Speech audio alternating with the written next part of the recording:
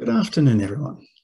My name is Jared Leake, and I'm the CEO of the Australian Alliance for Energy Productivity. Today we'll be recording this session, and I'm just trying to check that I can do that. Pause, we are recording. Great. So I'd like to start this webinar today by acknowledging the traditional owners of where I'm broadcasting and living in the northern suburbs of Sydney, and that's the Decarbonisation people. I'll pay my respects to the elders past, present and emerging, and that's elders like Auntie Edna Watson, who's a Darug elder, helping the community with preserving the Darug language and supporting the well-being of Aboriginal and Torres Strait Islanders around her. So for those of you that are new to A2EP, we are a non-for-profit organisation. We are here and we have a member supported organisation, and we have members that share our mission to double Australia's energy productivity. In short, we help business pursue a cleaner and more successful future by producing more with less. We explore the world's best practice of energy productivity technologies, and we connect stakeholders and members to those technologies. We advocate for programs and policy to help increase energy productivity, all towards a zero emissions future with more jobs and more productivity. In this webinar meeting format, I'd ask you to add the questions in the Q&A box and upvote those as you like other people's questions, or you can use the chat if there's something else you'd like to make a comment rather than a question. So yeah, it is interactive as possible. We're really keen to have that, and we've got plenty of time for questions today. This session is recorded, and we'll have that published next week, and the presentation slides will be distributed sometime next week as well. And today I'll just do a very quick introduction before a formal introduction. We have Tennant Reed from AIG joining us. Hello Tennant, and welcome. Great to be with you. We've got Chloe Hicks from DPIE New South Wales. Hello Chloe, and welcome. Thank you, Jared. And Alex Peel from NSW and Victoria. Welcome, Alex. I'll give you a formal introduction shortly. Thank you, Jared. So we have, there's a hell of a lot going on in the energy space right now. A few things I thought to mention here. Most of you would be aware that we're doing a study on heat pumps with DISA and EEC, looking at the potential impact of emission reduction from heat pumps and barriers and what have you to uptake and adoption opportunities. That's a fantastic study. We had a great forum with that just last week. Excellent participation and really good feedback for that. So that one is in full swing, and we look forward to having some results on that one towards the end of the year. And a lot of you would know there's lots happening with DELP with consultations on their heat pump program, going to their Hicks program, as well as the gas substitution roadmap. We've submitted consultation feedback for both of those. A2EP is also very active with the Race for 2030 Cooperative Research Centre, and right now we're kicking off some bids and studies for opportunity assessments on anaerobic digestion and the potential there, as well as the looking at the Internet of Things or Industry 4.0 and some opportunity assessments there. Anyone interested in that, please reach out. We're always keen to get multiple views on that one, so we do understand that opportunity at best. We're also working on the New South Wales Decarbonisation Innovation Hub. You may have seen a newsletter or email come from us just recently. We intend on submitting an EOI to be certainly part of that, joining up with other universities and helping the commercialisation of decarbonisation technologies. So that'll be another thing on the go. And then we also have upcoming is the Innovation Exchange Conference over 2 days in September with a focus on net zero pathways. I'll talk a little bit more about that at the end, as well as a lot of more webinars as well.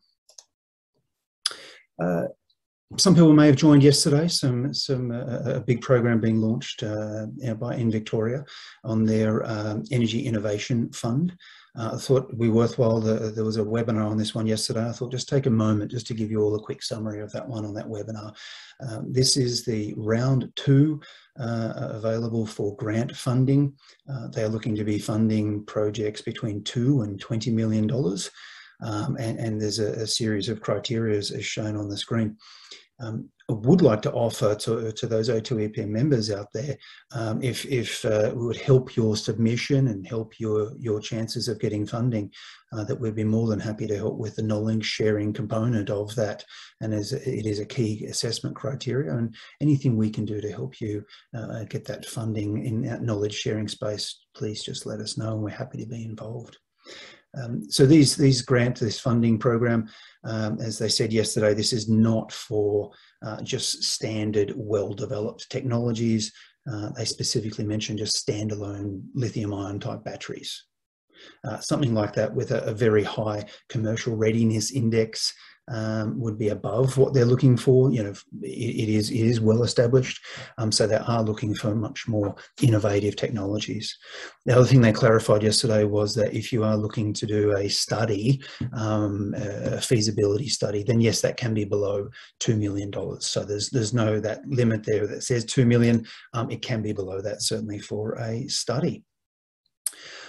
So again, we're keen to get involved and help our members there. If we can support the case for helping them with that funding, very keen to get involved. So just let us know how we can help you there. Very good.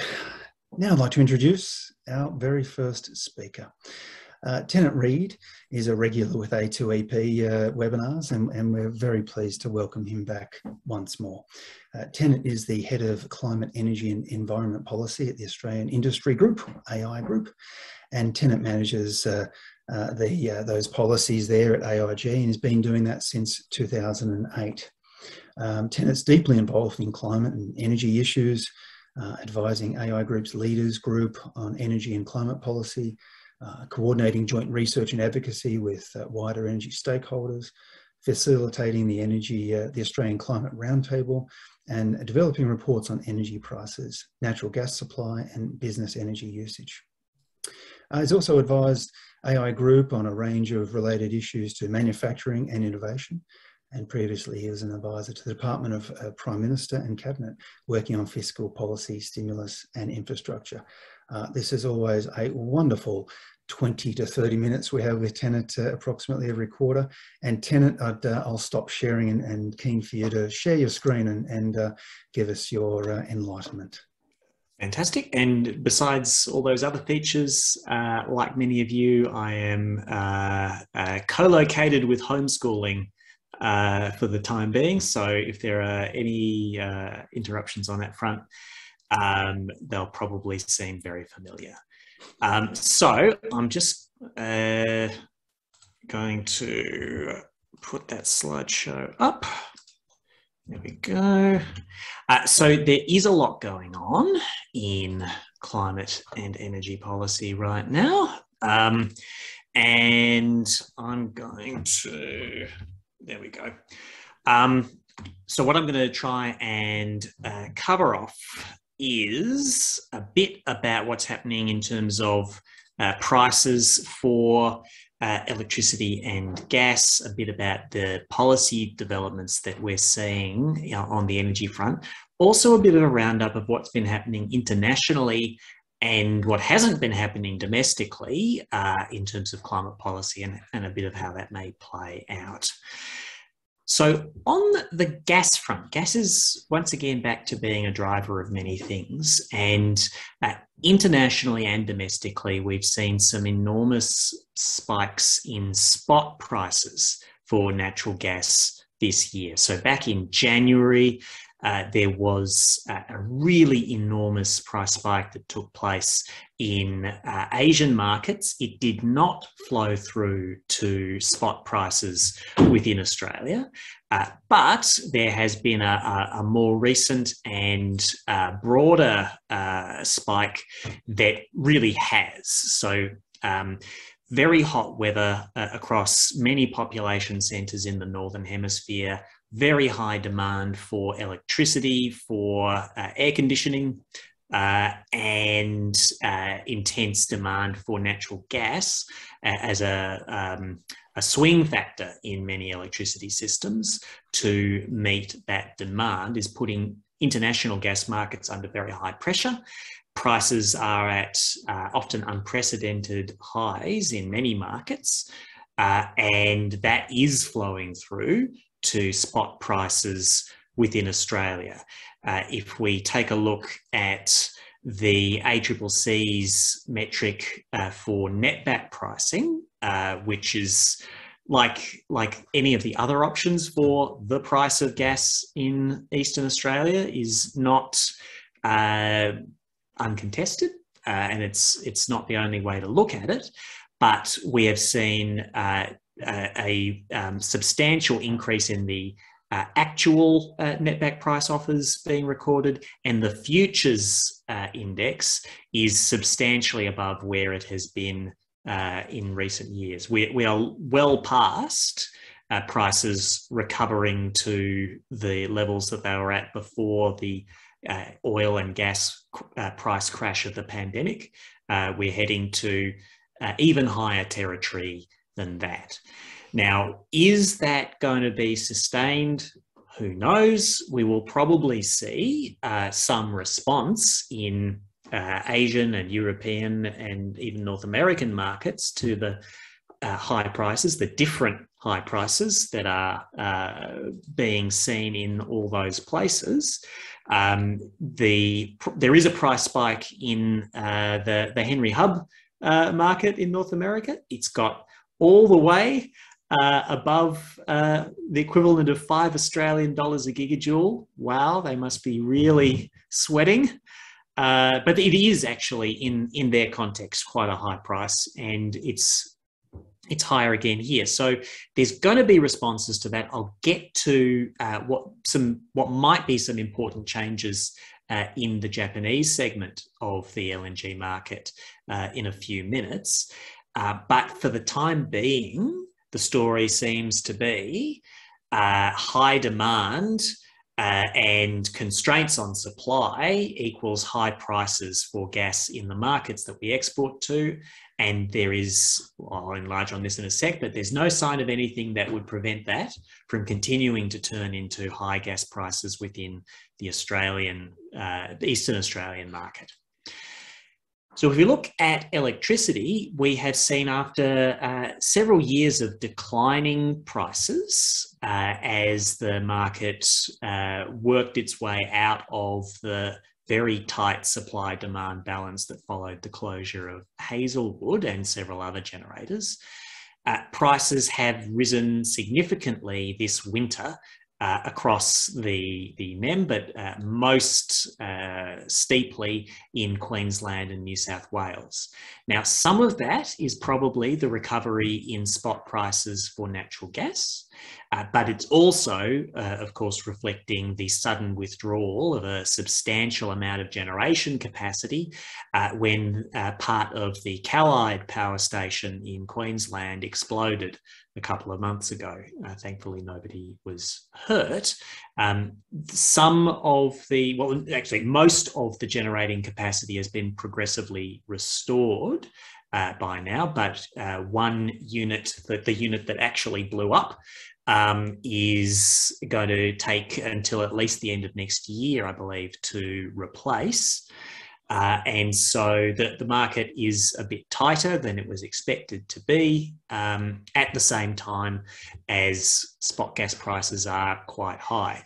Now, in 2017, that combination was a recipe for extremely high and sustained high electricity prices at the spot level, and that flowed through to contract prices for that people are still emerging from. Is this going to be as sustained? The role of gas is a bit different today than it was 3 or 4 years ago. It is much more focused on flexibility and backup than some of the baseload, very frequently on generation that was previously the case. Renewables has been displacing volumes of gas generation, but it's still like the next one up in the merit order if anything drops out or if there's unexpected spikes in demand. Other sources of flexibility are beginning to displace that role. But if we do see further unexpected major outages, if we see shortfalls in extended shortfalls in renewables generation, if we see like a very hot summer and a lot of demand, then we could be in for another pricey period in terms of wholesale electricity. In the longer term, I am hopeful that we can work our way out of that, that prices can be sustained at more moderate levels. But right now, I don't know, it looks like a pricey one. And we can see the transformation in the futures prices for electricity over the past 6 months. It's really been quite a dramatic increase in those price expectations. So what's being done about all this? I'll focus a bit on gas, where the story is really that I don't think anything really is able to be done, and certainly nothing that is being done is going to appreciably affect the generally available price of natural gas. Of the many elements in the federal government's gas-fired recovery package around this time last year, you know, there's work going on. The hamster wheel is turning, but it's not moving forwards exactly. The A2EP has been conducting a review of whether to alter its metric for netback prices. They have basically rejected arguments from many energy users for a substantially different way of saying what the reasonable export competitive price of gas is, and stuck with a metric that reflects the prices in East Asian spot markets minus the short-run costs of getting gas to those markets. So essentially no change visible on that front. Negotiations on an industry code of conduct for the gas sector continue, and our group's a key participant in those. I can't share much about them, but it is difficult for voluntary industry codes of conduct to impact price outcomes in a systemic way. There is, in theory, a review underway by the federal government of whether to adopt a forward-looking gas reservation policy. That was meant to lead to a decision in February of this year. Nothing has been heard from that review since November last year, and the minister was on a podcast on the weekend where he was asked about reservation and didn't take the opportunity to mention the review. We can probably assume that nothing much is going to come of that. What else could be done? We may really need to return to what actually many of us have been talking about for a long time, which is if prices are going to be somewhere between not great and bloody awful on average into the future, we really need to look at the demand side of the equation to prevent those high prices from turning into high costs. And so an emphasis on energy efficiency in gas use and shifting gas demand to other ways of meeting those energy services needs is going to be more and more relevant. Now, some of those things like hydrogen are not currently at a price point that would give any comfort to anybody who finds $8 to $12 a gigajoule methane to be uncompetitive. But others are already in the money, at least in some contexts, and that's really going to be a very relevant area if we can't actually get prices sustainably below the levels that export markets will pay.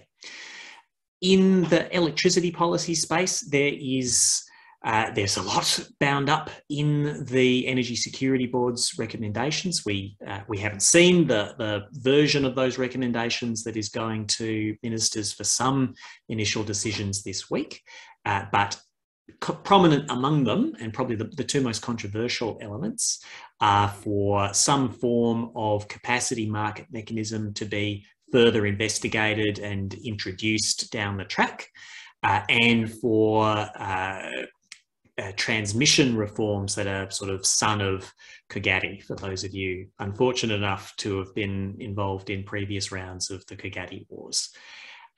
My guess is that we're going to see pretty tentative decision-making around the capacity market. Some jurisdictions are adamantly opposed to it. Some jurisdictions are quite open to it. We'll probably see a fudge in the near term, and more work to be done before decisions on specific models come somewhere down the line. Jared, how are we going for time before I do a bit of climate? Still good on time, Tennant. So yeah, please take your time and go through it. All right. Well, climate-wise, it's a little dizzying to look overseas at major economies and our trading partners and what has been happening over the past year. So we've had a lot of conversation about net zero emissions, typically net zero by 2050. China, of course, committing to net zero by 2060. But the more recent action has been around upgrading 2030 commitments to where emissions will be in major economies in 9 years' time. So the United States, China in its way, Europe very firmly, Japan, Canada and Korea have substantially upgraded their midterm targets to something in the order of a 40 to 55% cut off their peak levels by 2030. India has not made an updated commitment yet, and China's commitment, of course, is bringing forward the date at which it peaks rather than to a specific level of absolute decline by 2030. Australia, I should also add, implementing policy upgrades have been announced in many of these jurisdictions. I'll get to a couple of them in a minute, but there's a lot going on. Australia, for the time being, is a bit stuck in the slightly evolved language in some areas and the vacuum in others. So I'll get to those details in a sec. But one market that's particularly important for Australia, and in multiple ways, is Japan. Their 2030 emissions targets have now been reflected in an updated and upgraded basic energy plan for the coming decade, which targets a change in their electricity mix that would have big implications for Australia's exports if those targets are achieved. And if they're not, it wouldn't be the first time that a government's targets didn't get hit. But what they would achieve is a halving of their absolute demand for LNG, for electricity, through the decade, and a halving of their, sorry, not a halving, but a substantial reduction in their coal consumption. Also, a new energy source entering the mix, which is hydrogen or ammonia as a fuel for electricity. Just 1% of total electricity demand is targeted to be met by that source. But if that is realised, that would actually translate into a fairly enormous expansion in the currently tiny supply of green or blue, for that matter, hydrogen, or clean ammonia. So the equivalent, it's not guaranteed to be met by Australian exporters by any means, but the equivalent of 4 units of the potential Latrobe Valley coal with CCS to hydrogen project, or like several gigawatts of green hydrogen electrolysis and ammonia projects. So like you don't have to get many percentage points of Japanese electricity supply before the hydrogen market starts looking like a real thing relative to current supply. If Japan actually is shrinking over the coming decade, its demand for LNG, certainly the price point that LNG has been at recently will put wind in the sails of that. But that price point is reflecting very high demand at the moment. If they do achieve that objective, then that may have implications for where prices settle. That may flow through to more moderate prices within Australia in the longer term. We're all going to be watching that space very closely, and the exporters most closely of all. Europe has made a lot of big announcements around proposed upgrades to its emissions policies in recent years. We have a report out, our group has a report out today on the carbon border adjustment mechanism, and I commend that report to you. But another aspect that hasn't got a lot of play yet is the proposed introduction of emissions reduction requirements on ships that dock in Europe, international shipping as much as domestic maritime. Those targets ramp up quite gently over the next decade. But could eventually be a very big deal for all manner of container goods trade, and will certainly have impacts well beyond dedicated EU shipping. So for Australia, as a market that is a fair ship's journey to most other markets, that is also very much one to watch. And the final international context that I mentioned is the United States, where there are major climate relevant elements, especially around transmission and electric vehicle charging infrastructure, in the infrastructure bill that has been agreed between the parties. It's the first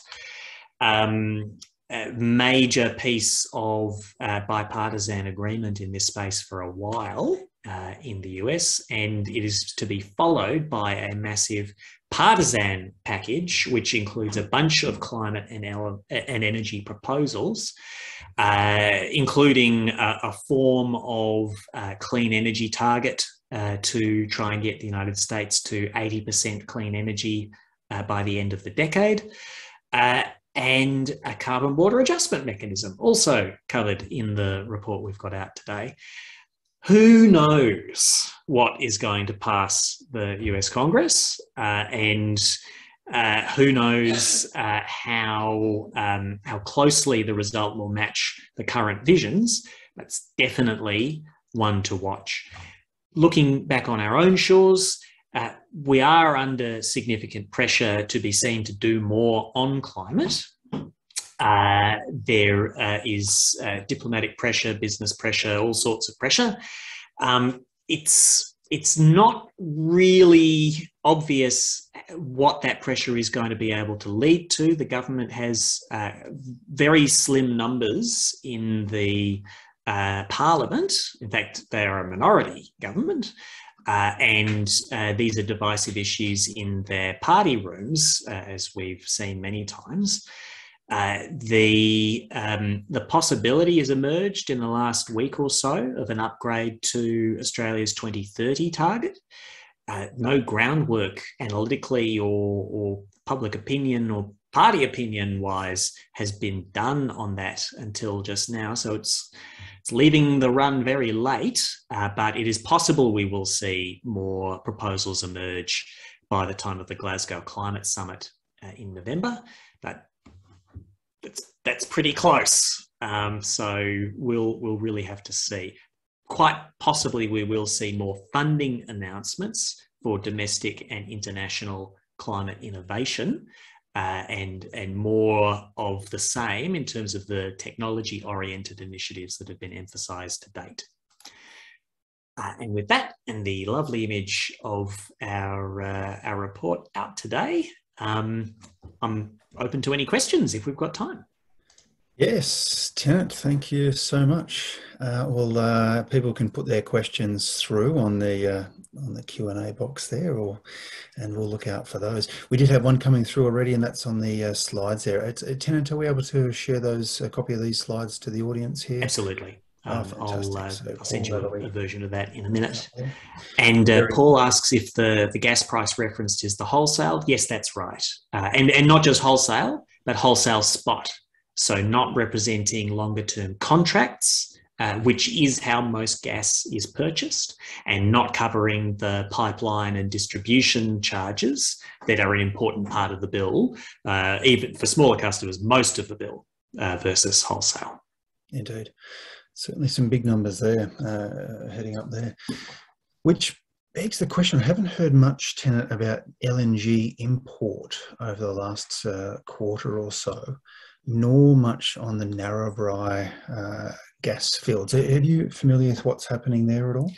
So on the import terminal front, it seems to be full steam ahead for the Port Kembla gas terminal. Mm-hmm. Of course, the Crib Point terminal in Victoria was knocked back by the state planning minister.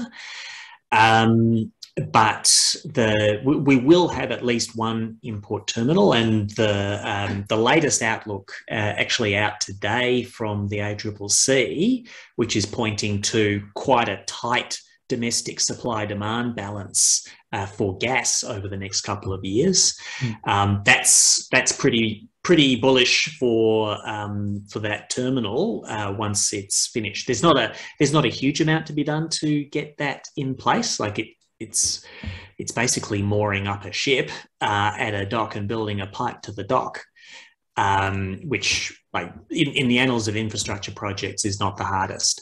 On Narrabri, the regulatory barriers, as far as I'm aware, are all sorted. It's just a matter of investment decision and development, but that it's going to be a while before anything much is flowing from there. And the financial situation for the oil and gas sector has really been like down and up in the last couple of years. There's a lot going on there, but it's looking plausible at the moment that one will happen. It's just going to take a few years to produce significant volumes. Okay, so still a couple of years of tight supply then. That's right, and which makes the demand side super relevant. Indeed, and this I imagine Victoria is going to try and move maybe quicker rather than slower on their gas substitution roadmap and the work to be done there. Yes, although that's a complicated one with a lot of different views on both the best solutions and the best ways of getting to them. Yeah. Alan asks if price spikes are encouraging more renewables PPAs. So I think we're in the midst of a sea change here. Until very recently, the story was that the falls in prices for electricity that we had seen were not making people with PPAs regret them, but certainly making them careful about signing new ones. If the current electricity price spikes are as sustained as they look like they might be, then yes, I strongly expect we'll see a resurgence of interest in those PPAs. Of course, the environmental imperative and the many companies that are making additional commitments in terms of their emissions in the lead up to COP26 is having an impact. But price doesn't hurt either when it's going in this direction. And I understood there was a lot less major solar and wind projects happening in the first half of the year, but still a lot of PPAs being signed when PPAs were so cheap, and that was sort of stopping some projects going ahead as well. Indeed. From Greg there. So the gas impact on electricity costs. So how many hours of operation will be required to noticeably impact on average electricity prices? So you can you can get to a high average price outcome with a few periods of $15,000 a megawatt hour, or a lot of periods at lower price levels. The short run operating costs for a gas peaker, if it's facing spot gas prices, they can be very high compared to the costs of coal, or and everything's a lot higher than zero for renewables. But it's really where supply and demand are balancing at a point in time that determines how high prices go. So, like, we're going to see a bit of both. We're going to see the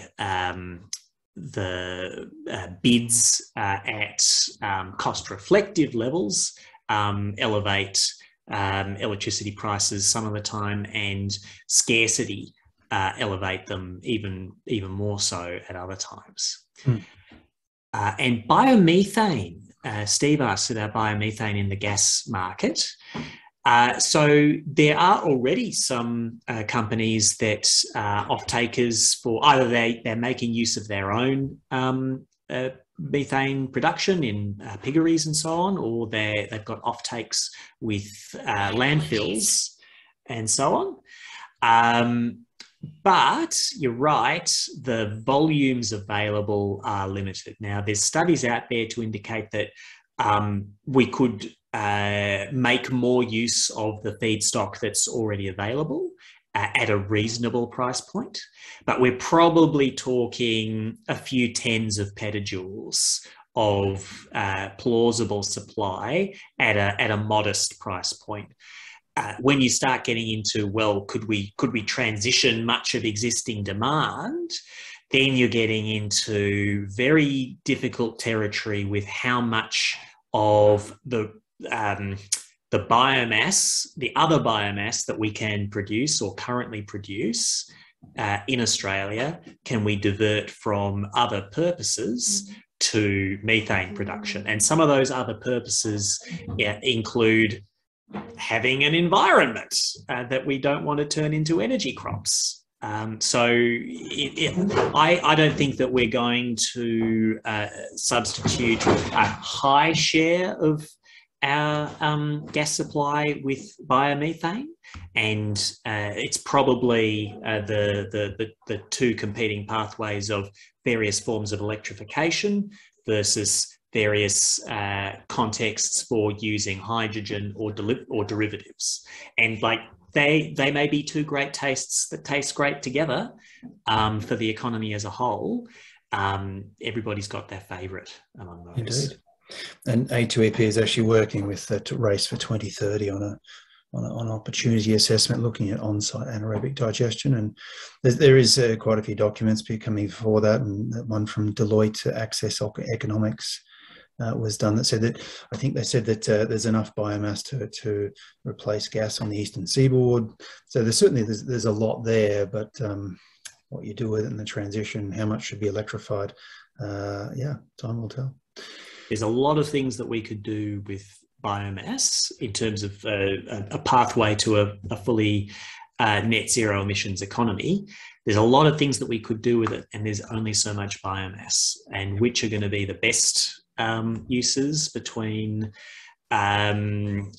food and fibre, biomethane, biofuels, biomass energy with carbon capture and storage. Like, it's going to be something, but it's not going to be everything. Good. Tennant, many thanks. I'm just going to one final thing to share before we say farewell and thank you. And this, I believe this could be your cake making skills, but this is to celebrate your wonderful the Carbon Border Adjustment Mechanism publication out today, and you have a webinar on this that you're doing with EEC tomorrow, if you want to know more, as I understand. That's right, but I only envisioned that cake. I did not bake it. The word on the street was that you'd made it. I would have taken credit for that one then. It looks fantastic. It's a good cake. It looks good. Many thanks. Okay, we shall move along now, and I'd like to introduce Chloe Hicks from the Department of Planning, Industry and Environment in New South Wales. Chloe is a public sector executive with 8 years experience in New South Wales government delivering energy, water and climate change policies, including the 2020 Electricity Infrastructure Roadmap and enabling legislation. As Director for Energy, Infrastructure and Zones, she leads delivery of Australia's first coordinated renewable energy zones and establishment of the Energy Corporation New South Wales and implementation of pumped hydro recoverable grants, emerging energy and case management programs. Chloe, wonderful to have you here and join us today. I'll get you to share your screen if you can. But one thing we're certainly looking forward to this presentation to understand the change coming here. We often talk about transformational change, and this renewable energy zones has to be one of them. We know that for the last 50 years, manufacturing has been built up around gas pipelines, largely. And these renewable energy zones stand to change that. So yeah, really looking forward to hearing it, and I'll hand it over to you, Chloe. Thank you, Jared. So good afternoon. It's so great to be here. Thank you to the Alliance to Save Energy for having me, and it's so great that you're connecting people even at this time when we're also separated during lockdowns across the country. I also wanted to acknowledge the traditional owners of the land that I'm dialing in from, which is beautiful Gadigal land of the Eora Nation. I pay my respects to elders past, present and emerging. And I'd also like to acknowledge that the renewable energy zones will be built on traditional land right across New South Wales. And we are developing guidelines for how we consult and negotiate with First Nations people to really ensure that renewable energy zones and the broader electricity infrastructure roadmap are delivered in a way that benefits these communities and creates new opportunities, particularly in the areas of employment. So our energy system is in transition, and Tennant's already given a far more detailed rundown on some of the more micro pricing changes and signals more recently, but at a very macro level, what we can see here is that over the next 15 years, 4 of our 5 remaining coal-fired power stations will reach the end of their lives and retire. And these power stations took around 30 years to design and build. So our challenge is now to replace the retiring generation in just half that time. We've got 15 years now. We also know that the technologies that we can use to replace them, such as low-cost renewables backed up by storage in renewable energy zones, supported by network infrastructure, as well as things like pumped hydro, they just have long lead times. Renewable energy zones can take up to 10 years to commission, and pumped hydro projects up to 8 years. So we need to get moving very, very quickly. We also know that if we don't act and we just let the market play out under business as usual scenarios, we will see increasing price spikes and volatility for New South Wales consumers. And the New South Wales government determined at the end of last year in particular that that is unacceptable, and we need to take action, and that's why we released the Electricity Infrastructure Roadmap. The roadmap comes after several other key government initiatives, starting with our transmission infrastructure strategy, which we released in 2018, and it first mapped out the government support for renewable energy zones and really the way that we were actioning AEMO's integrated system plan on the ground in New South Wales, and it also brought forward support for some of our interconnector projects as well. We also released an electricity strategy in 2019, which is really the whole of supply chain support for energy and the policies that we have in place from energy efficiency, including new targets as well as our peak demand scheme there. But it also covered renewable energy zones and foreshadowed that we would be developing a scheme to support generation, which we have brought forward through the roadmap. We've got AEMO's integrated system plan there because we've worked incredibly closely with AEMO over the past several years, and that's you can see that in the 2020 integrated system plan, which includes one of our renewable energy zones as an actionable project, along with other renewable energy zones. So moving to the electricity infrastructure roadmap, we really see it as being a three-legged stool, and we know we need transmission. The network in New South Wales was built for an ageing power system, and we are running out of capacity in the places that we need it. Only 1 in 20 of our current projects in the planning system will be able to connect to the network because of the significance of network constraints in New South Wales. We also need low-cost renewable energy to replace the retiring power stations, and then storage to back up that generation. At the same time, storage, if it's located in the right places, can reduce the need for new transmission. So really, all of these things come together and they're only as strong as one another. And that's why the government developed the roadmap, which brings them together and involves an integrated and coordinated approach to supporting all of this electricity infrastructure. It's really important that we see New South Wales energy consumers in the middle of that triangle, and really everything we are doing is aiming to get lowest cost energy for consumers that's also reliable and clean. At the same time, a lot of the electricity infrastructure is going to be based in regional parts of our state. They are going to do some of the heavy lifting when it comes to transitioning our energy system and powering our future. So regional communities are also surround everything that we do when we think about large-scale energy infrastructure, and are really important stakeholders when it comes to rolling out the roadmap.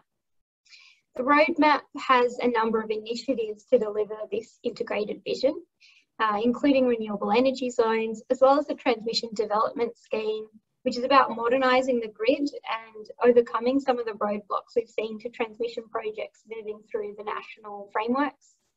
Next is the electricity infrastructure investment safeguard. You may hear us talk about long-term energy service agreements. These are price guarantees that will support 12 gigawatts of generation and 2 gigawatts of long-duration storage by 2030 in New South Wales. These long-term energy service agreements are part of the safeguard, and that program will be run by the Consumer Trustee, which was recently appointed as AEMO Services. The next is the Pumped Hydro Recoverable Grants Program, which is another one that I lead. It's a $50 million program that will help pumped hydro projects move through the feasibility stage and be able to have competitive projects that they can bid into the long-term energy service agreement tenders for long-duration storage. So that's about really making sure we've got a commercial pipeline of long-duration storage projects. And then finally, there's a range of initiatives that we're rolling out to ensure New South Wales remains internationally competitive, and particularly working with the with intensive energy sectors as well. I'm not going to talk to this very much, but the point here is there's a lot of work going on behind the scenes in New South Wales Government to implement the roadmap. So it was passed through legislation at the end of last year. We've had about 8 months now to really set ourselves up, and we've focused on 4 really key things.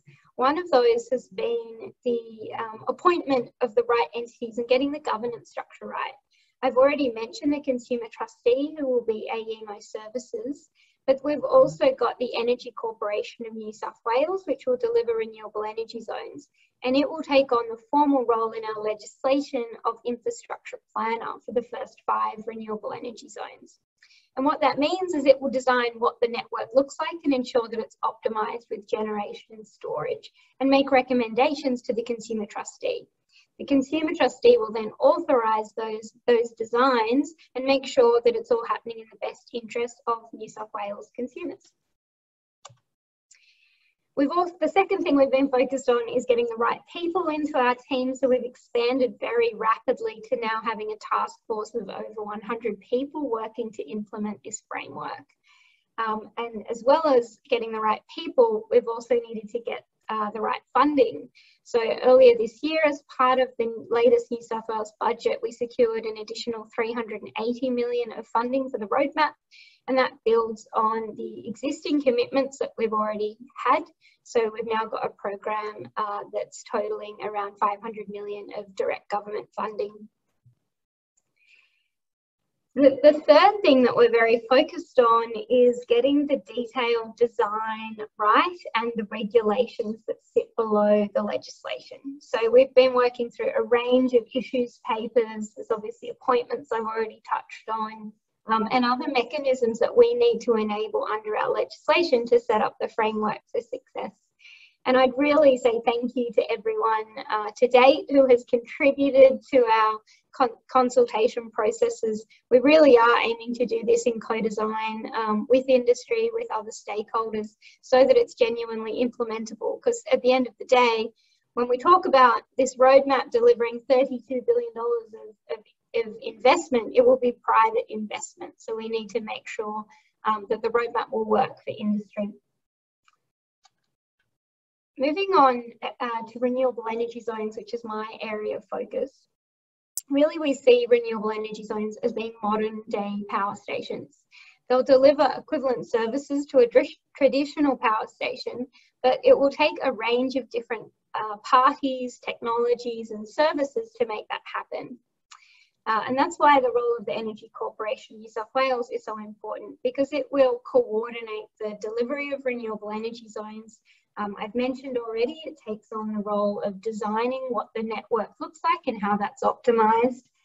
It will also ensure whole of renewable energy zone engagement and benefit sharing with local communities, and oversee a RES access scheme, which is about how projects connect to the network and have some certainty of access over time, so that they are no longer needing to price in things like free rider issues and risks and congestion and MLFs, etc., and can hopefully lead to better energy prices. So private developers and investors, as I've mentioned, will be the ones who are building the generation, storage and potentially system strength, though we're really looking at coordinated options to do that. And they'll do that with support from the RES access schemes, as well as the long-term energy service agreements that I mentioned earlier. Network providers will also develop the network infrastructure, and we are developing a new transmission efficiency test as an alternate to the regulatory investment test for transmission at the national level, to ensure that that can happen. And the infrastructure planner, being the Energy Corporation of New South Wales, will play a key role in designing what that network looks like. So the Minister for Energy is to declare 5 renewable energy zones across New South Wales, and that's now in our legislation. The Central West Orana renewable energy zone has an intended capacity of 3 gigawatts. The second is the New England renewable energy zone at 8 gigawatts. That's very likely to be built in stages, seeing it's so significant. The Southwest Renewable Energy Zone, you can see there, we've yet to confirm the intended capacity for that renewable energy zone, but you can see it's a real, it's very aligned with Project Energy Connect. And now that Project Energy Connect has been confirmed, we'll now be moving quite quickly with that renewable energy zone as well. There's 2 further renewable energy zones that weren't in our original transmission infrastructure strategy that were added as part of the legislative process. And they are the Hunter Central Coast and the Illawarra renewable energy zones. They're not yet on the map because we're still working out the best location for these renewable energy zones. And I think they're going to look a bit different to the original 3. And that's because they offer significant opportunities that go beyond just large-scale renewable energy generation, and also look at the synergies between major manufacturing and industry within those regions. So looking at load in a different way, also looking at the opportunities for things like pumped hydro and batteries, and really being more dispatchable renewable energy zones. And then finally is the huge opportunity relating to hydrogen in the longer term, seeing that they're both very well connected to export terminals. I've already touched on energy codes, so I won't go into that. I'll skip that one, but I'll send you a copy of the slides in case you want these details. But I wanted to talk about Central West Arana Renewable Energy Zone because we're already on the ground starting to deliver this project. It has a shovel-ready commitment date of the end of next year, so we're moving very quickly on this. Partway through last year, we ran a registration of interest process to find out from the industry, if we build this, will you actually come? How interested are you in developing this area? We've done a lot of mapping. We had quite a lot of data to suggest that they would, but we ran this registration of interest to receive generation and storage proposals. And we received 27 gigawatts of interest, and this is the screened figures from credible projects for just 3 gigawatts of capacity. So a huge amount of interest for building within that renewable energy zone. I mentioned that project's also now part of AEMO's integrated system plan. And at the end of last year, it was also declared critical state significant infrastructure by our Minister for Planning. And it has received startup funding from both the New South Wales Government and ARENA and Transgrid, which has now got further funding added through the budget. Strategic land use planning has been a really key focus for renewable energy zones, and I actually see this as being one of our biggest barriers to rolling out the energy infrastructure, is ending up in land use conflict. And we talk a lot about social license and bringing communities on the journey, but the first thing that you want to do is prevent community issues from the get-go. So planning your projects in the right place can actually save you a lot of time and money and actually, the number of people that you're consulting with. If you build a project in a place that's very distant from the nearest neighbours, that doesn't have visual amenity issues or other issues, then it's far more likely to succeed. So I almost think of strategic land use planning as being preventative rather than necessarily some of the other things that we do on social license, which can feel like a band-aid. I've mentioned the Renewable Energy Zone Access Scheme consultation. This is just talking to some of the detail, which is we're looking at different models for how we implement a limited or an access scheme that limits the way that projects can connect to the new renewable energy zone infrastructure. And this is really important because we know that there are free rider issues across the market, whereby currently if you build your own transmission line and it's over a certain distance in length, then it will be subject to the open access regime, which means even if you paid for it, someone else can connect to it. And that has become a real barrier for proponents actually investing in the transmission that we need to transition our energy system. So the access scheme is incredibly important, and making sure that we get it right and find something that actually works for industry as well. We ran a consultation process earlier this year, and we received a really significant response. We got 55 written submissions and had many people participate in interviews and a webinar. On the whole, there was a preference for Model 1, which is our limited physical connection model. And this is almost the set and forget. We tell you up front what the rules of the game are and how much capacity will be allocated, and then you can due diligence that and away you go. Options 2A and 2B involve a financial compensation regime, which means that you've got more certainty of access over time, but it's far more complex to implement. And on the whole, more people preferenced option 1 because it was simpler, it should be easier to implement, and it's also something that the market will find easier to understand and finance. We're also moving very quickly with the New England Renewable Energy Zone, which will be 8 gigawatts and built out in stages. It also received early government support. This was before the roadmap even, of around $80 million. We recently ran a registration of interest process for that renewable energy zone as a key input into the design, and we haven't yet released the results, but again, we've seen incredibly strong interest in that renewable energy zone, which is looking very, very promising. I mentioned before the importance of social licence, and yes, land use planning is the first thing to do, but at the same time, there are huge opportunities to foster community support for renewable energy zones. And we are already progressing a number of initiatives in this space. The first is we're developing guidelines on consultation and negotiation with First Nations communities. We've also established regional reference groups in both the Central West Orana and New England regions, which bring together local councils, Aboriginal land councils and other key stakeholders to really be part of the early design of what the renewable energy zones look like. We've established a Renewable Energy Sector Board, which focuses on manufacturing and local jobs, and we'll also be appointing an electricity infrastructure jobs advocate. So just finally, I wanted to wrap up by flagging that we do have some market engagements that are currently open, and as I mentioned earlier, we would really value any input that you can provide into these processes. The first is the Long-Term Energy Services Agreement Design Consultation paper, which was released last week and is open till the 10th of September. The second is the Pumped Hydro Recoverable Grants Program. Applications are currently open for that until the 3rd of September. And then finally, closing on Friday is a consultation process on innovative network infrastructure solutions for Central West Orana. And what we're looking at there are things like virtual transmission solutions that could complement backbone infrastructure, poles and wires type upgrades, so that we make sure that we really are bringing in the most innovative and lowest cost solutions that reduce impacts on local communities as well.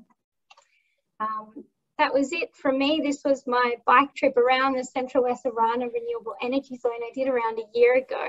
With the current lockdowns, I can only dream of my tour of the New England Renewable Energy Zone, which I'll have to start planning soon. Oh, thank you. Chloe, we're all wishing we were out there now. Many thanks, Chloe. That was much appreciated, that presentation. How do you see industry working in with in these renewable energy zones? I understand that there's certainly for the Hunter region, they're looking at potentially a hydrogen hub there, and therefore encouraging industry there. And I didn't really notice it in one of the diagrams to see whether or not, you know, if you had your manufacturing site set up in a renewable energy zone, could you buy directly from them and therefore maybe see some great price advantage or anything in that area? What's the impact there for industry? Yeah, I think that's exactly where we want to go with in particular with the Hunter Central Coast and Illawarra renewable energy zones. And I imagine when we run our registration of interest type processes for those renewable energy zones, we'll be also asking for load, so not just limiting to generation, storage and network infrastructure, but also asking where the major load areas are and seeing how we can tie in with those, what opportunities we have to reduce things like TUOS and DUOS charges, and yeah, absolutely trying to use energy inside the renewable energy zones would be a goal. You can also see a potential future where renewable energy zones in a way become a net user of electricity in some ways if you do tie in with things like hydrogen hubs as well. So yeah, absolutely, that's what we're keen to keep progressing with. We've also been developing a regional energy strategy as well to look at different initiatives that could complement the high voltage infrastructure, but be more focused on local businesses and communities, because we note that, well, one of the things I hear when I'm in the regions, or when I was in the regions back when we could travel, is that people are worried about just becoming a power bank to Sydney, but then still having brownouts every second week. So what can we do to also address some of the challenges on the distribution network and also provide opportunities there, for example, in the agriculture and other sectors? Fantastic, and I'm sure this will spur a lot of investment, and really fantastic for the decarbonisation that we're on, journey that we're on. Chloe, not seeing any questions come through, so I think we'll leave it there. Many thanks for your presentation and time today. Thanks, Jared. And moving to our third and final speaker for the day, we have Alex Peel joining us. Alex is a policy officer for the water sector in the Department of Environment, Land and Water and Planning in Victoria. Alex works primarily with the water corporations on emissions reductions and climate change adaptation, with the current focus on leading the review of emission reduction rules for the water sector and new emission reduction targets for this sector to achieve by 2030. Alex completed his postgraduate studies at University of Melbourne with a focus on environment and climate change. In addition to his experience working with Victorian State Government, he's also spent time living in Germany and working with United Nations Framework Convention on Climate Change. Alex, welcome, and I'll ask you to share your screen, and really looking forward to seeing how water is interacting with energy. We hear so much about potential for hydrogen and potential for biogas and biomethane, and certainly water infrastructure looks like it's going to be critical to seeing that all go ahead. So I'll stop sharing, I'll get you to share, and I'll get you to take it away. Yeah, no problem. I'll do the share screen dance and see how we go. And you'll have to tell me whether it pops up for you. Yep, we're in business. Okay, great. So thank you very much, Jared. Thank you for giving me the opportunity to come and talk today about something which might be a bit different for people, because when we're talking energy, we don't often think about water, and particularly don't often think about water sector and the emissions reductions targets that they may have, and the opportunities that may flow for that, pardon pun, in terms of energy. So I think I'll jump right into it. Just a little bit quickly as to what I'm going to run through. I'll start with a very quick brief as to the policy settings. So both the Climate Change Act here in Victoria, but also Water for Victoria, which is our Victoria's water plan. And then a little bit about the link between adaptation and emissions reductions, and then what that actually means for the water corporations and others, before talking about the emissions reduction targets themselves the water corporations have, and how they quote unquote incentivize good, which is obviously a good thing. But then a little bit beyond that, because it's not just about the water corporations themselves and the emissions reduction targets they have, but it's about the thinking this stimulates and the work that also happens outside of their traditional emissions boundary, as we would call it. And you've already mentioned a few, Jared, about hydrogen and biomethane and things like that, and obviously pure renewable energy, but obviously the energy efficiency benefits of what we can do in our houses and out in industry as well. There's a couple of really great examples to make people think about just how much opportunity there really is there. And then lastly, to bring it all together, I'll give you one example from moving from the saving to the generating of electricity as well, and energy.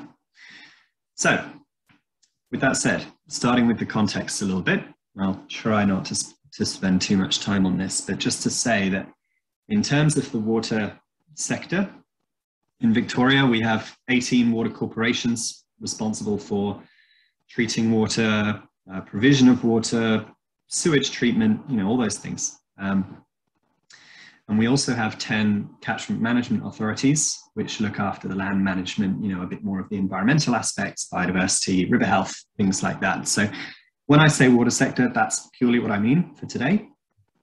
But we also, of course, have the desal plant, but it doesn't factor too much into this because those emissions are offset. But when we talk about adaptation, it's a lot easier because under Victoria's Climate Change Act, there are 7 systems and water is one of them. So we have the pilot plan, which we've now completed on adaptation. And we have our next adaptation action plan, which is actually required under the Climate Change Act. And that's for 2022. So there's a whole heap of work that will go on in that side of what our team does. And it's a bit of a watch this space. But in terms of emissions, it's a little bit more fuzzy because unlike on the adaptation side of the Climate Change Act, water fits across a whole different swathe of the pledge areas that the Climate Change Act talks about. So what do I really mean? In terms of the whole of government pledge that comes out of the Climate Change Act, well, in terms of the Victorian government, the water corporations predominantly, the 18 water corporations, they are responsible for about 1/4 of the Victorian government's actual emissions. So quite a big chunk. And a lot of those emissions are because they are big energy users. It takes a lot of energy to move water around. It takes a lot of energy to treat it. So, you know, in that sense, we can play a role on the energy side of things in the Climate Change Act. But wastewater emissions are actually included in the definition of waste under the Climate Change Act. So you can see here, we're fitting across a whole different number of areas, which is both a bit of a challenge from carbon accounting perspective, which can be dealt with and is dealt with, but also an opportunity, because it means we can play across a whole swathe of different spaces. And lastly, LULUCF, which is a great little acronym. It means land use change, and forestry. Well, the water corporations, you know, they have capital, but they also have land. And the catchment management authorities I talked about, well, they have a lot of expertise in things like this, including carbon offsets. So that's the broad spectrum of things. But why else do we do it? We do it because there's a Victorian government policy commitment. So in Victoria's water plan, called Water for Victoria, 2 key drivers for the water sector in terms of its challenges and opportunities: population growth and climate change. Now, when people think water and climate change, they often think of reductions in rainfall, dry conditions, whatever it might be, the adaptation side of what we do, but not just that. Specifically, in that water plan, we say we're going to achieve net zero emissions in the water sector, and we're going to be a leader. So 2 key drivers there. I won't dwell on this, but just to make people think really here is that when we think about adaptation, the water sector, we also think of it in terms of adapting to the low carbon opportunities, the low carbon world, the opportunities that will come from that, but also the challenges. So when we adapt, we don't just mean to those physical impacts. We think of it more holistically in terms of how do we adapt to that new world? How can the water sector be ready for a low carbon economy, or a world in which, you know, there's a lot more scrutiny on what public sector entities do, private sector entities do, their reporting of this, the disclosure, everything that comes with it. We've got to be ready for that. So as the bottom kind of says, there's planning for transition as well. And having emissions reduction targets is one part of that.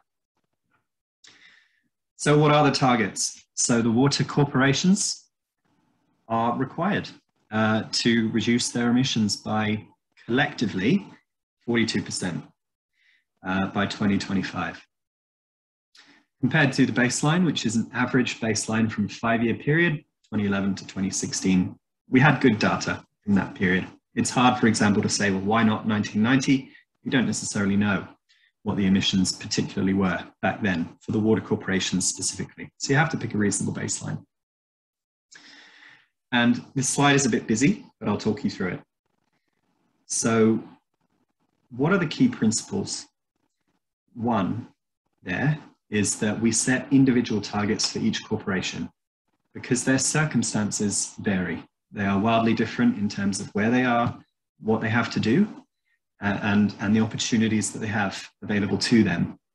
So collectively, it's a 42% reduction, but the actual targets range from between 8% reduction and 100% reduction based on the circumstances. So I've picked 2 out there, which I've put the little stars by them, to say city wastewater there. If you look at the far right column, it's an 80% reduction compared to its baseline, but most of City West's emissions are from electricity. So it's a lot more, it's a lot easier, a lot more accessible. They've got a lot of opportunity to just go, right, there's a lot we can do in terms of things ourselves, but also our electricity contracts to reduce those emissions. We're going to be quite ambitious. Western water towards the bottom there, its emissions are a lot different. It's obviously got a lot of electricity emissions. At the same time, it's got a lot of what we call direct emissions. So nitrous oxides, methanes. Jared, you talked earlier about anaerobic digestion. You know, the emissions that come from wastewater treatment itself, not so simple to solve. So that's one aspect of it. But at the same time, Western water is, as you might imagine, in the west, but it's in the west of Melbourne, a really big growth area, population going bananas through the roof. So the 10% reduction on baseline was more like a 50% reduction on business as usual. So you have to factor all these things in to come up with appropriate targets. The other things we wanted to do is give them the time they need to actually put in place transformational emissions reductions and sustainable ones, rather than just saying meet a target year on year, which might push them into just short-term thinking. You know, if they've got a good idea that takes a number of years to put in place, okay, well, that will give us a better result ultimately than if we just push them into these short-term solutions. But if those short-term solutions make sense, they still can. So it's about flexibility. We don't tell them what to do. We don't say, everybody's got to put 10,000 solar panels on their roofs. We put the rules in place, and there are some restrictions, but within that framework, you know, generally we want them to do what makes sense to them. So I hope that gives a decent picture, and eagle-eyed people will note that City West Water and Western Water have now merged. So they are now one water corporation, which we'll have to make an adjustment in our targets, but just goes to show these things, you know, what was the case in 2016, you get to 2021, you know, wasn't necessarily what you thought. So we'll have to make an adjustment to merge those emissions reduction targets as well. Got to be agile. So very quickly, a couple of examples as to the kind of things that it incentivizes. You know, and these are just some energy-based examples for, you know, the audience today. You've got the obvious ones like solar panels, but also floating solar systems being explored, and these really innovative and different ideas that make sense for different entities. Cogeneration units for biogas. So once again, Jared, we talked about those opportunities. A lot of water corporations do that as business as usual, but not everywhere. It's not always possible. And sometimes these emissions targets, they act as that last little oomph to make things make sense. Large-scale solar facilities are being explored, but also these great partnership ideas. So the last point there from Barwon Water is a really interesting one, and I encourage you to check it out and look it up on Google, which is called the Renewable Organics Networks, where they will partner with councils to take on, you know, the organic and municipal trade waste that would otherwise go to landfill, but is also part of Barwon Water's system, and turn it into renewable energy, but also these great soil enhancer, these biochar type products for agriculture. So some really cool, interesting stuff that's going on in the water sector. One and Water, you see on the right there, even have their own wind turbine now. That wouldn't make sense everywhere, but you know, where they are, there's really good wind power, wind potential, so it made sense for them. So that's a whirlwind tour. I'm trying to go quickly, Jared, for time, but that's really about the water corporation's own boundary, its own emissions and what it has to deal with. And we want them to spend a lot of time thinking about that and dealing with that. But then what are those opportunities outside of that sphere? One area that we like to think of is end use. So I'll run you through this one a bit, and I saw somebody before doing some pointing, and I'll try and do that. So in California, in 2016, they put in place 2015, 2016, they put in place a target of achieving 25% reduction in water use. They missed their target, but only by a little bit. You can see here the years there. Now, if I were to ask people, if you aim to save water, what's going to happen? Well, obviously you'll say, well, you're going to use less water. But what we don't often think about, and it's potentially a byproduct of this kind of project or initiative, here is all of the energy efficiency programs that were put in place in California for that year. So all the common ones, at least: refrigeration, outdoor lighting, indoor lighting, HVAC as well. You know, a lot of these big systems and big schemes to save energy. And here's what was saved by conserving water. So that's the energy and electricity savings, which was greater than all these other programs combined. Now, they did a bit of stats up here. It was 110,000 cars off the road, 521,000 megatons CO2, and a whole heap of energy.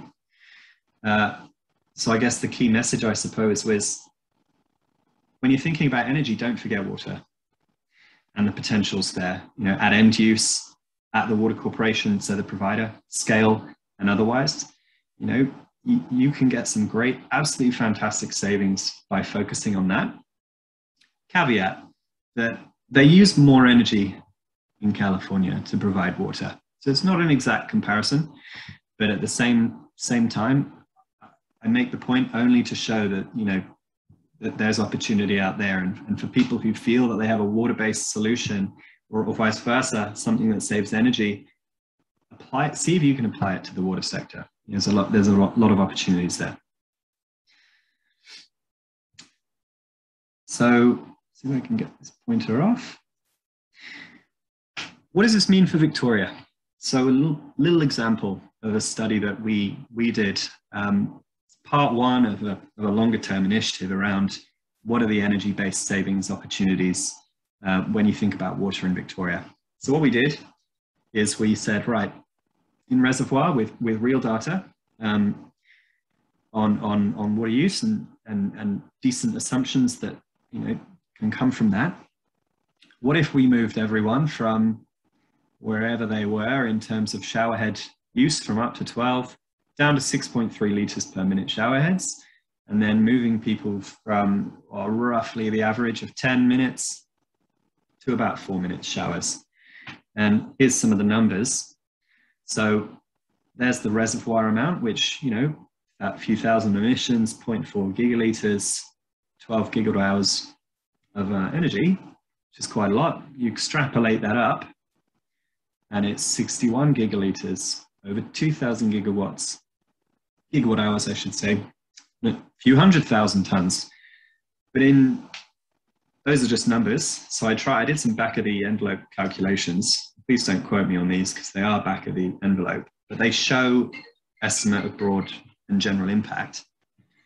61 gigalitres is about 50 days worth of Melbourne's water use, or a third of the desal production that is possible, 150 gigalitres.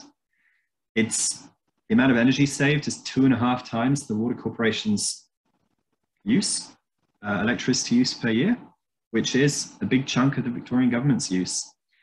And it's, you know, more than enough emissions for them to go from their baseline to their targets in terms of emissions reductions. So, you know, there's a lot at stake here from water use perspective, but you save water, you can save energy, you can save people money, and you can save emissions. So I'm trying to make the point here, and I'm laboring it a bit, apologies everyone, but that, you know, when we're thinking about water, we're trying to change the conversation a little bit to make it a bit more about water, but also energy and emissions and these other things that are, you know, are so important to us as a government, but also as Victorians. Now, I'm nearly done because I'm on my last slide. So I've talked about saving energy through water, and we've already talked a little bit about the generation of energy around renewables. But lastly, and we've touched on it a little bit already, but there's the opportunity that the water corporations and the water sector can play in providing what's needed for a renewable hydrogen economy. So basic example on the left, you've got a treatment plant. It can provide that water to a co-located hydrogen facility. Now, that hydrogen facility splits the water into oxygen and the hydrogen that it needs. Maybe in this example, it can blend that gas, blend that hydrogen, put it in the gas network. So that's a decarbonisation of the gas network. But the oxygen itself can actually be given back to the wastewater treatment plant or the water treatment plant, depending on how that treatment plant is set up. It won't work for every treatment plant, but for many, and particularly some of the newer designs, that oxygen becomes an input, something that they can use directly in the wastewater treatment process. So that's exciting. But that's your base case. If we go over to the right, I'm trying to show, well, what else could you do? Instead of using potable water, which of course, we have a lot of stresses on our potable water systems across Victoria, you can use the recycled water, which is a lot more climate resilient per se. We will have lots of recycled water because we'll still be treating it. Can we use that instead, for these hydrogen facilities? We can still get the oxygen back. If that wastewater treatment plant has solar panels on it, or a co-located solar facility or otherwise, it could be providing the renewable power too. It could take some of that hydrogen back, and it can produce the synthetic methanes we talk about alongside the biomethane, the biogas that they capture. You could still be providing some of that gas into the grid. So, this is a circular economy point here about the role that the water sector can play in this new energy field. And I've picked hydrogen as an example, just to show that, there are some great opportunities here. And I know if Chloe's still on the call, they're looking at the same thing over in New South Wales around the hydrogen economy too, and the role that the water industry could play. That's my last slide, Jared. I could have talked about a number of different things. I hope I've picked the right examples. We haven't touched on energy, we haven't touched on demand response or anything like that either. Exactly. We could have gone to demand response and exactly. the water's going to play in there, and more on biogas. And yeah, very interesting to see that case from bio and water, though, taking in those organics from elsewhere. That's I wasn't aware that one was happening. That's hopefully a good case to be adopted in many places around the country. Just a quick question here for you, Alex. In terms of a good document or report that captures what's happening with the water sector, any favourites that you'd refer to here that says this is where it's all headed? Yeah, it's a fun. Well, it's not a funny one. It's just the way it is that water is so cross-cutting. It's in a lot of things, but there's not necessarily any one. So I think what might be best is if I have a think, talk to some of my colleagues. I'll grab a few which I think are the best. I could send them to you to pass around. That's probably the best way of doing it, rather than just having a think off the top of my head. Will do. And for the person that asked that, Uma, I'll make sure that gets to you as well. So all good. Alex, many thanks for the presentation today. So I'll wrap up quickly now, so we'll try and finish on time-ish, and just let you all know that we have our Innovation Exchange, our annual conference, and of course it's going to be online, a virtual conference, and that's on the 15th and 16th of September, and the theme being here is the latest in energy productivity innovations. And to help you get to the pathway to net zero. And we're very much going to be hearing from people who are on the ground trying to achieve net zero right now and over the next few years, and see what their challenges are, see how you go actually tracking your carbon emissions, and have a look at some really practical examples of how it's being done to reduce emissions. We'll be very happy to have the opening speech from Minister Matt Keane there, and so we look forward to hearing from him as well. We do have a lot of other webinars coming up. We were quiet in the first half of this year, and we're going to make up for it now. So this is what we have coming up. A lot within process heating. So 23rd of, I'll bounce down the 23rd of September, facility integration and thermal batteries. We'll have a great case story there from Veolia. I look forward to that one. We've got a couple of closed sessions, and that just means that it's very much a peer-to-peer discussion between councils on aquatic centres and later on abattoirs. But the aquatic centres one's on the 12th of October. The 13th of October, energy procurement and load flexing. We look forward to hearing from Schneider and the clients on that one and others. The 2nd of November, process heating alternatives. So we've been banging on about heat pumps for a while, but there's a lot more opportunities and options out there. So we're going to take a look at those, what can be done with gasification, electrode boilers, this sort of thing. 10th of November, we're going to get into high temperature heating solutions, and that's going to be heat pumps going up to 160 degrees or hydrogen, and have a look at that. I mentioned before a closed session with abattoirs. And then finally, we've also got another session. We're going to be looking just for the wine and beverage industry, just to get them talking to each other about where they are with heat pumps and where they're moving on process heating alternatives, because there's a lot happening there. So a really full program over the next few months, and plenty there for you to make sure you're on top of all these different technologies. Now, if you do want more A2EP, for sure, follow us on LinkedIn. Just type in A2EP and click follow. You'll get more from us there. So a very quick wrap up. I'd like to thank Tennant Reed from AIG. Presentation welcome and insightful as always. Chloe Hicks from DPIE New South Wales. Many thanks for letting us know what's happening on those renewable energy zones. It feels like you're laying the foundations there for what we're going to see in energy supply for the next many, many years.